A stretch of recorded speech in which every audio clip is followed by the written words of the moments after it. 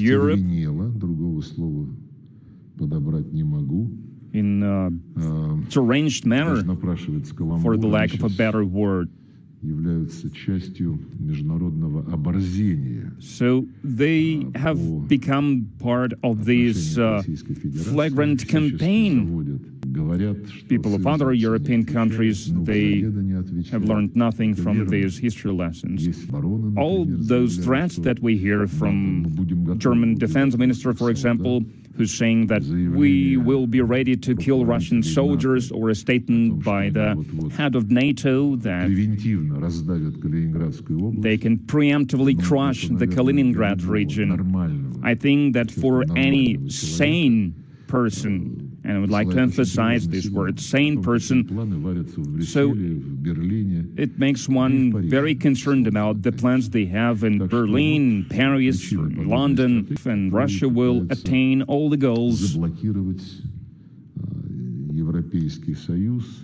that the European Union is trying to stop us from attaining.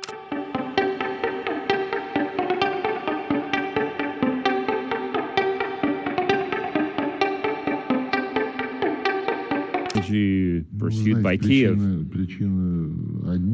Well, the reasons are Russophobia and their desire to eradicate everything Russian from the history of those lands that were Ukraine after the collapse of the Soviet Union.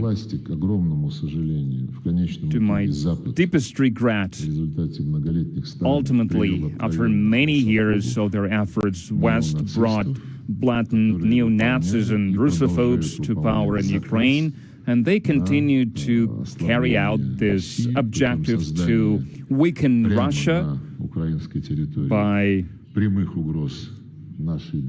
creating direct threats to our security and our borders, and, as I said, by eradicating everything Russian, including the historic memory about how this country was established in the first place and to whom it owes its establishment.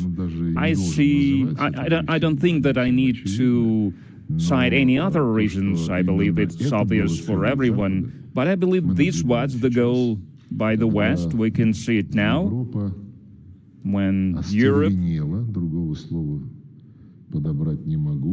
in a deranged manner, for the lack of a better word. So they have become part of this flagrant campaign, international campaign. They are trying to wind up their peoples, and in the best traditions of the Goebbels propaganda, they are trying to say that Russia is an enemy, it will attack Europe any moment now, so everyone should forget about their economic problems, forget about the deindustrialization process that we can see in Germany, for example, and that they need to put all their resources, all their funds, all their taxes into this deindustrialization. It's a sad thing to witness. We must not forget the history lessons, but I believe this generation of the French, of the Germans, and of people of other European countries, they have learned nothing from these history lessons. And this is true that the children or grandchildren, they are not responsible for what their grandparents did. If they understand what crimes were committed by their parents or by their great-grandparents, if they condemn those crimes that were perpetrated by the Third Reich, and it was condemned at the Nuremberg trials, but when the descendants of those criminals have taken offices in various governmental bodies, and when they start not just promote these ideas, when they are starting to act as the representatives of the Fourth Reich, it makes one think that we must not allow this kind of Nazi resurgence. And I am sure that peoples of Europe and people in Germany, for example, they understand what's going on. And all those threats that we hear from German defense minister, for example, who's saying that we will be ready to kill Russian soldiers, or a statement by the head of NATO that they can preemptively crush the Kaliningrad region. I think that for any sane person, and I would like to emphasize this word, sane person, so it makes one very concerned about the plans they have in Berlin, Paris, or London. So the reason for this strategy is impunity, trying to make the Kiev regime to stir more provocations, terrorist attacks against the civilian infrastructure or civilians inside the Russian Federation. And of course, we will fend it off, and Russia will attain all the goals that the European Union is trying to stop us from attaining with the hands of the Kiev regime. And I really hope that the sensible approach by the Trump administration, after it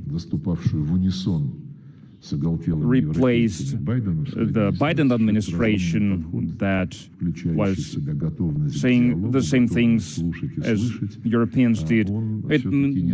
This openness for dialogue, this eagerness to listen to and to be engaged in talks,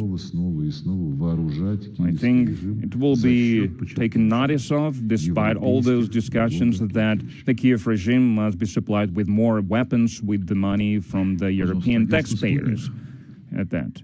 Sputnik Agency, good afternoon, Sputnik Africa correspondent, Minister Lavrov, Minister Lukash. I've got two questions for the Mozambican Foreign Minister.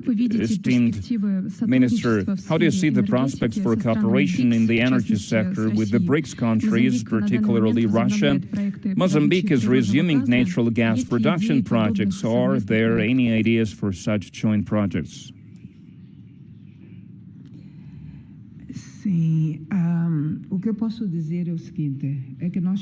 Yes, and I can say that we would like to diversify our partnership relations in the field of gas production. As you know, in the north of the country, we have found a lot of vast gas deposits, and I'm speaking about the Cabo Delgado province that is suffering from terrorist threats currently, but due